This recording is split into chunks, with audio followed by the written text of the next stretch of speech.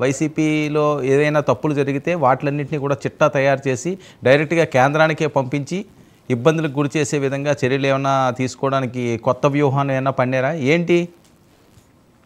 Sir ముఖ్యంగా ఏదైతే పవన్ కళ్యాణ్ గారి స్టాండ్ ఇప్పుడు కాదండి ఎప్పుడు ఒకే రకంగా ఉంటది. అవతల వ్యక్తికి మాట్లాడుకోవడానికి ఏమీ లేక వ్యక్తిగత విమర్శలు చేస్తాడు. అయినా సరే మీరు రిప్లై ఇవ్వకండి, సబ్జెక్ట్ లో మీరు గ్రిప్ తెచ్చుకోండి, డిబేట్ స్థాయిని పెంచుకోండి.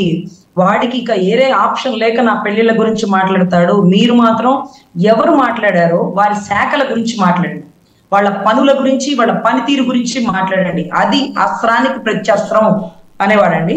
సార్ ఎప్పుడు చెప్పిన ధోరణితోనే ఇదే రోజు నిన్నటి సభలో కూడా మళ్ళీ అదే పాట, పాడిందే పాట పాచిబళ్ళ దాసరా అన్నట్టుగా మళ్ళీ అదే వర్షం. మరి ఆయన ఏమన్నా సమాధానం చెప్తాడా? పోనీ ఆయన తరపున మేమేమన్నా సమాధానం చెప్పాలా అంటే ఆయన చెప్పరు, మమ్మల్ని చెప్పడు.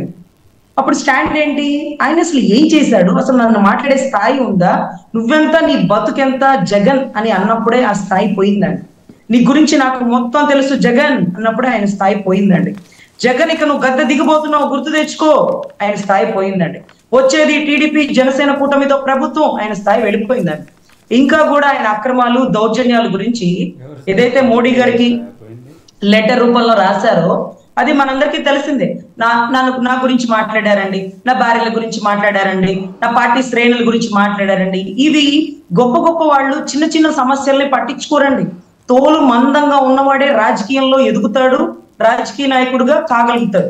సో అటువంటి విషయాల్లో నిష్ణాతుడైన వ్యక్తి ఎన్నో నిందలు స్వీకరించి రాష్ట్ర భవిష్యత్తుకి 4 అడుగుల ముందుకు వేయగల సమర్థవంతమైన నాయకుడు మా అన్నని మేము గర్వంగా చెప్పుకుంటామండి.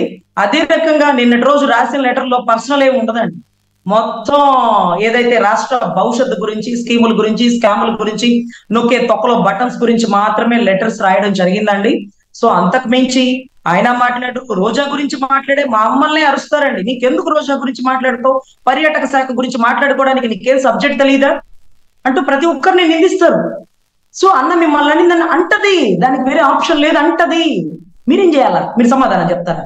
మీరు ఎలా చెప్పాలి సమాధానం? మీ డిబేట్ స్థాయి ఎందుకు పెంచుకోవాలి? మీరు కూడా ఎందుకు తగ్గించుకుంటున్నారు మీ స్థాయిని? మీ స్థాయిని ఎందుకు తగ్గించుకుంటున్నారు అంటూ మమ్మల్ని అందరినీ చివాట్లు పెడతారండి. రోజా గారి గురించి మేము కౌంటర్ ఇచ్చినప్పుడల్లా మీరు తప్పట్లు కొడతారు, కానీ అధినాయకుడు తిడతాడు. తిట్టి శాఖ గురించి మాట్లాడు, అక్కడ ఏ శాఖలో ఏం జరుగుతుందో స్కాముల గురించి మాట్లాడు అంటూ ఒక సబ్జెక్ట్ అండి. నాదెండ్ల మనోహర్ గారు రోజుకు ఒక సబ్జెక్ట్ అనర్గళంగా చెప్పట్లేదండి. బ్యాగుల్లో ఎంత స్కాము, బూట్లో ఎంత స్కాము, బైజూస్లో ఎంత స్కాము, టోఫిల్లో ఎంత స్కాము, ఏది పేదలకు ఇచ్చే ఇళ్లలో ఎంత స్కామ్ జరిగింది. అదే రకంగా ఆవులండి, పశువుల స్కామ్, పశువులు దానా తీస్తేనే లల్లు ప్రసాద్ యాదవ్ అసలు బయటికి రాలేని పరిస్థితి. అలాంటిది ఎన్ని పశువులు ఇచ్చాడు, ఎంత లెక్క చెప్పాడు, ఎంత తొక్కేశాడు, మొత్తం లెక్కతో సహా తీస్తున్నారు కదండి. తొక్క తీసినట్టుగా లెక్కకు లెక్క చెప్తున్నారండి. అది అధినాయకుడు స్టాండ్ అండి. మేమేదో చిన్న వాళ్ళం, ఆయన ఒక మాట అనగానే మా కోపం వచ్చి రెట్టించి సమాధానం చెప్తాం. అలా కూడా ఆయనకి నచ్చదు. పరిణితి రాజకీయం చేయండి. రజనీ గారు ఒక్క నిమిషం నా మాట వినండి. ఓకే, రేపు ఎన్నికల క్యాంపెయిన్ వచ్చినప్పుడు వాళ్ళు చేసిన తప్పులు, వాళ్ళు చేసిన కుంభకోణాలు అవన్నీ కూడా మీరు చెప్తారు, కానీ అది ఎవరో కూడా ఆపరు. సరే, ఈ డిబేట్లో అది అస్పష్టతం. కానీ ఈయన ఈ టైంలో లేఖ రాయడంలో ఉన్న ఆంతర్యం ఏంటి?